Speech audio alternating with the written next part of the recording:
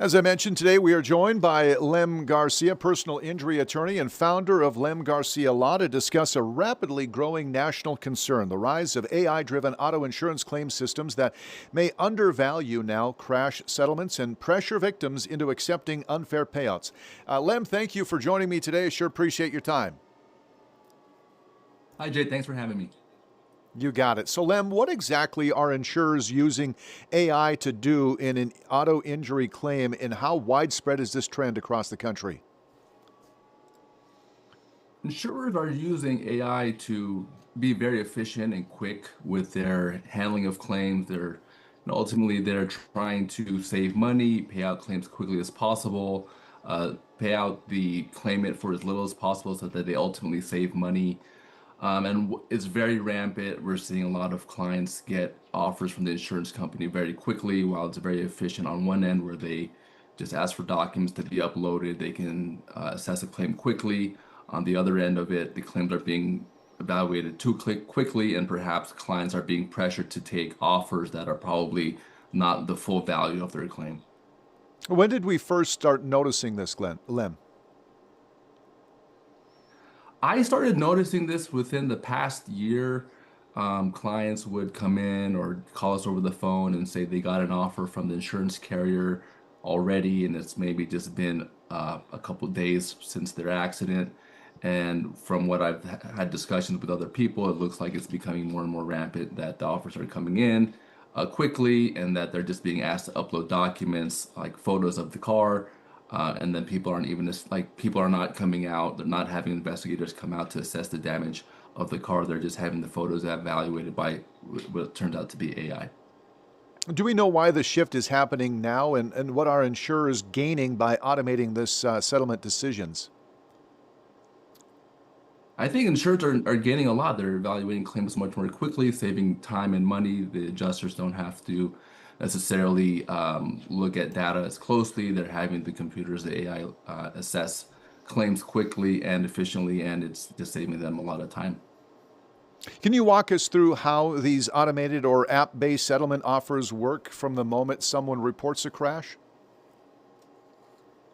Well, I couldn't tell you for sure because I'm not on that end of it, but what from I'm seeing Hmm. on this end of it, clients are being asked to upload, medical records, police reports, photos of the damage to their vehicle, and then they're getting offers, relatively quickly compared to years past. And you say people are being pushed to accept settlements before even seeing a doctor? Yeah, a lot of time they're being offered money to settle their claims before they've maybe even seen a doctor, or maybe they've been to a doctor in urgent care one time, but definitely before they're done getting treatment, before the full extent of their injuries have been evaluated. A lot of times people are feeling pain still, they're not 100%, and they're being offered maybe $1,000 or a couple $1,000s to resolve their claim. And that's really premature to offer someone a settlement for their case when they're still hurt. You don't know how long they're going to be missing work for. You don't know how much treatment they need. You don't know how their injuries have impacted their life. It's really early to offer someone a settlement within days or even weeks after an accident. That's way too early. And there's probably no recourse to go back after the settlement has been paid out if they take the money right away. Right. If you sign the release, if you take the money right away, you say, great, a couple, 2,000, 3,000, $4,000, great. And you sign, and you get the check, and you cash it in. There's no recourse. The settlement is most likely permanent. You can no longer sue the party that's at fault for what happened. You can't go after the insurance company. You have to just live with that decision that you made. In your experience, what kinds of damages, especially non-economic damages, are routinely ignored or at least undervalued by some of these AI systems they're using? I would say that they're not fully evaluating the pain and suffering and the mental anguish that clients or that claimants have after an accident, especially when the case settles early. Again, they don't find out how much their life has been impacted from their injuries. What how it's impacted their daily life, what they like, what they Hmm. enjoy doing. Um, it's really early on to say, okay, we can settle it within 2 weeks when this injury may last for years or even longer, and how that has really taken away their joy out of life. Sure. Do victims even know an algorithm, not a human, is controlling this payout? I haven't seen any disclosures from the insurance carriers where they're saying that your claim has been evaluated by AI or a computer generated amount. So I don't think there's quite full disclosure on how the numbers are calculated. There is still human review of the amount that's provided, but we're not given the full transparency of how they came up with their numbers. Yeah, that human oversight more than often is probably just a formality than a genuine safeguard, isn't it?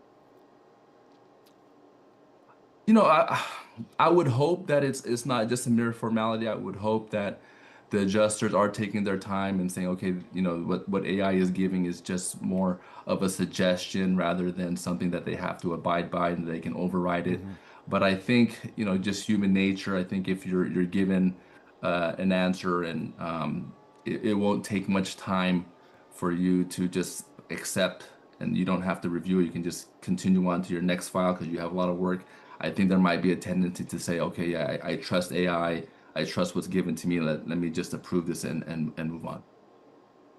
We've seen states regulate AI in health insurance. Why do you think auto insurance hasn't caught up yet?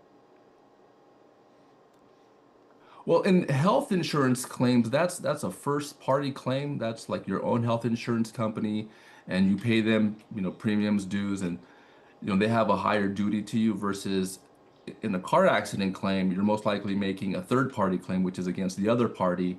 And in California and most states, Missouri, the third party doesn't owe you a duty to evaluate your claim fairly and to give you an amount that's fair and reasonable. They can essentially offer you what they think is, maybe fair or maybe just an amount lower than that so that they can resolve your case for, as little as possible. So there still hasn't been the same duties owed to the third party. How might this technology, Lim, affect more vulnerable groups like, let's say, non English speaking residents or even low income drivers more severely? Well, low income drivers and people that are less sophisticated might fall prey to this because they're more pressured to accept an early settlement early on. They see, three, four, $5,000, and that might seem like a lot of money to them, like might be life changing to them, and they'll jump at the opportunity to take it. Versus someone who doesn't need to take the offer right away, they can pause and sit for a second and see, okay, is this good or not, Maybe that they're more well aware. They know lawyers they can speak to. They can give a lawyer a call that they feel comfortable with, and find out what the true value of their claim is. Lim, if you could give us your personal opinion on this, if someone's in a crash tomorrow and gets a settlement offer from one of these AI generated apps, I guess, what's the first thing that they should do? My advice to everyone after they're involved in an accident is to call a lawyer, call a personal injury lawyer, and make sure that your rights are being protected, that you're taking the right steps. The insurance companies, they know from the beginning what steps need to take, and you should know the right steps to take. And really, the only person that can tell you if you need a lawyer is a lawyer. So call a personal injury lawyer near you that you think you can trust, give them a call, and their consultations are probably free. And I think that would be the best first step. And the biggest red flags that the claim being handled is not evaluated fairly, in your opinion?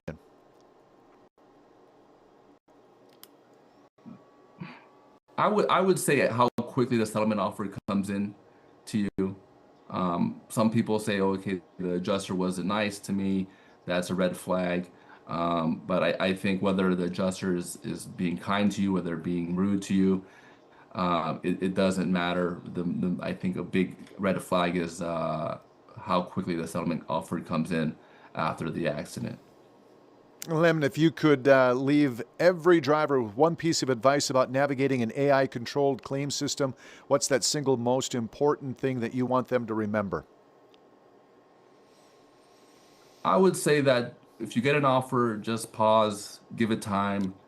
You know, remember that AI can process data really quickly, but it can't always understand how an injury affects your life. Lem, AI's, about 4 or 5 years really old. That's been creeping into our everyday existence, and never thought it would get into this, but here we are. I mean, it's it's really creeping into our everyday lives, isn't it? Yes, absolutely. More than we can probably even imagine right now. Yeah. Lem Garcia, personal injury attorney and founder of Lem Garcia Law. Thank you for the insight today, Lem. Appreciate it. Thanks for having me. You got it. 10 now after the hour. We'll take a break. We're right back here with more news next on KFYR Plus.